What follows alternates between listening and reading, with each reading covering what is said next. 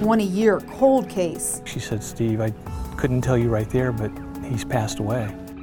Still unsolved. We upped the reward not once but twice. Whatever happened to Junior Montoya the day he was killed in a hit and run? This was a purposeful act. They ran my dad over, then they ran him over again. Could someone have clues to crack the case? Accidents happen, but murders in our family, particularly my dad, that doesn't happen. Next on Pinal County, Cold Case Investigations.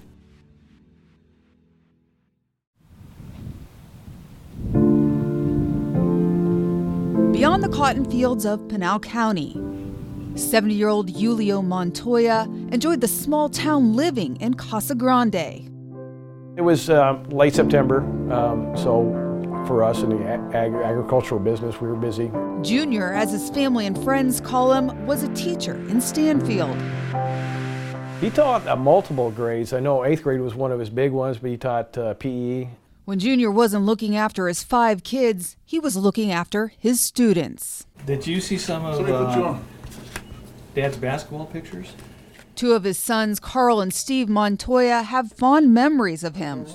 Stanfield Merchants. If people couldn't go on trips at school, he would pay for them. He also enjoyed his time in the agricultural fields, looking for bugs. He was a school teacher, but the months he had off, he would go out to cotton fields and check for bugs.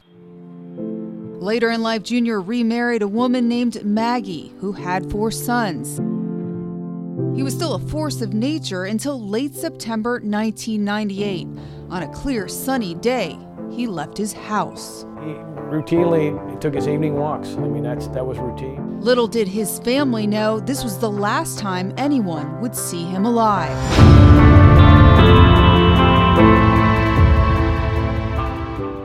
Just after 6 in the evening, Junior was in a parking lot near 10th Street and Casa Grande Avenue, close to home. A witness told police she was in her backyard watering when she heard the sounds of a fight and tires screech. When she looked through the gaps in her fence, she saw a small white vehicle leaving the parking lot and a person on the ground. By the time police showed up, they found Junior run over and left for dead. I heard a couple versions. I heard there was a fight. I heard there was a gray truck. I heard there was a white truck. But no one knew if the fight had anything to do with this deadly hit and run. It's just about a block over. Former Casa Grande lead traffic officer Jeffrey Palmer was part of the investigation. Old Cougar Stadium used to have the bleachers here on the south side, and then the main parking lot was here on the west side where the incident actually took place. 20 years later, Palmer remembers the hit and run. At the time of this fatal collision, he looked for answers. I sat up in the parking lot down the street here a little ways, seeing if there was a normal routine of traffic, pedestrian or vehicle, 30 minutes prior to the accident, and about 45 minutes afterwards, and there was no set routine for anybody in the area. He wanted to see if he could find a witness or clues, but police were left without much evidence. The overpowering feeling is confusion. Another one is just intense sadness. What they knew was Junior was found lying in a pool of blood with visible injuries. The community was shocked. The news spread quickly. I mean, we knew everybody in town, so I mean, a small community back then, so it hit town pretty hard. Junior's belongings were scattered across the parking lot, along with a fresh set of tire tracks. At the scene, there was approximately 1 foot acceleration mark on the ground. There was a small piece of scalp and a rosary, and that's all that was at the scene. He was rushed to Casa Grande Medical Hospital, but the hit and run turned deadly.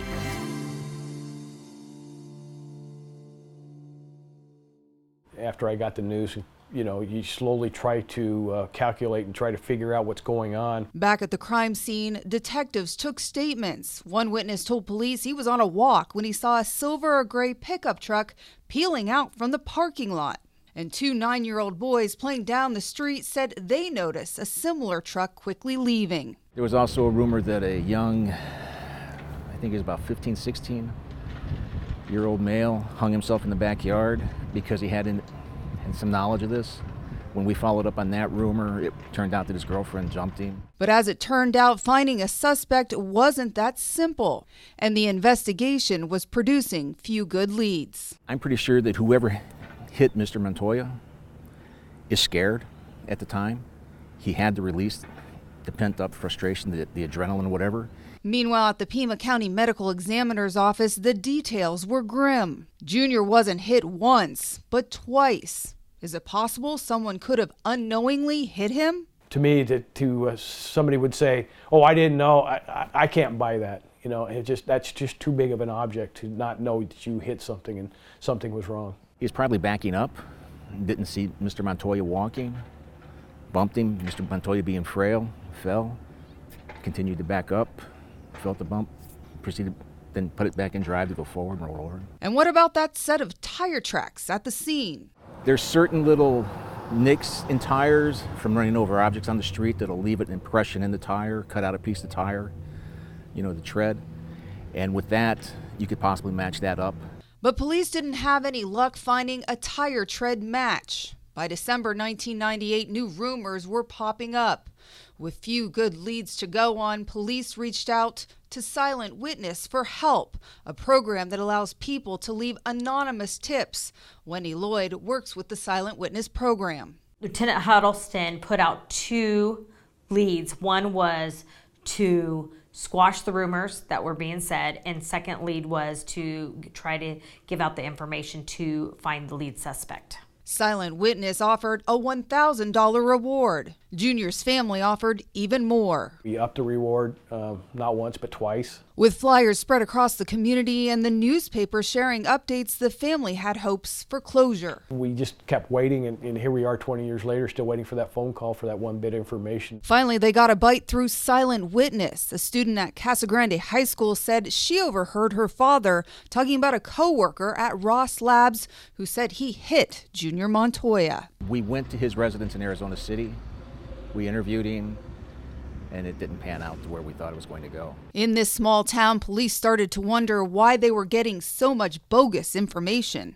The impression I get from listening to the police authorities, people would call in, then people would shut up. But the biggest part of the twist was yet to unravel when Junior's family members started to look at each other. Remember, Junior got remarried, and one of his stepsons started to point the finger at his own brother. His name had come up. We just wanted to make sure there was nothing there. I mean, his brother brought it up, and the police had talked to him. When police interviewed the man, he told them his brother was acting odd after Junior's death, drinking and laughing like it was a celebration. Family members wanted to settle accusations. Is it possible this was the fight a caller heard? And that's when the polygraph or voice analysis that we took came up and said, hey, look, if he's going to go through one, let's all go through one so that way he doesn't think we're picking on him.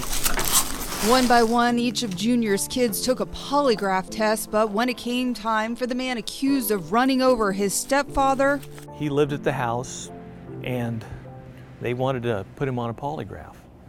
And as I recall, he initially refused. There was put the Montoya boys on too, and when we were approached by the police if we would be okay with a polygraph test, what I remember was we all said, sure, when do you want us? As a result, we all went in, and we went up to, they strapped us in there, we took a test, we all passed. but their stepbrother refused the test. When police caught up with him, he was back in jail for a DUI. He refused the polygraph, telling others he was innocent. If he knew anything or had any portion to do with it, that's still, we don't know. 20 years later, the family wants closure, and so do authorities. I do believe there's someone other than the driver that knows what happened that day. 20 years later, it's hard. I mean, I have people that still ask me, hey, they know anything about your dad? Silent Witness says new technology could help turn this cold case around. They can take tips anonymously. You can send it through the city website, which is P3. You can do our website and still make phone calls to us. Shake the trees as hard as you can and just see what falls out, and just that one piece of information that will make this thing move forward. Good get-togethers. While this family still spends time reminiscing, We used to have the best. they believe this story has an end. I've been waiting for that one phone call for 20 years, and so hopefully, one day it will, and will give us that closure that we need. But many still wonder, That's what these pictures do. They bring back memories and good times and save times and family times. was this solely a hit and run? We all thought it would be solved quick, but that didn't happen. Or, as some believe, the case of a cold-hearted killer? With the arrest of whoever did it, that's how we want to see them all end. We always want to see the bad guy go to jail. Accidents happen, but murders in our family, particularly my dad, that doesn't happen.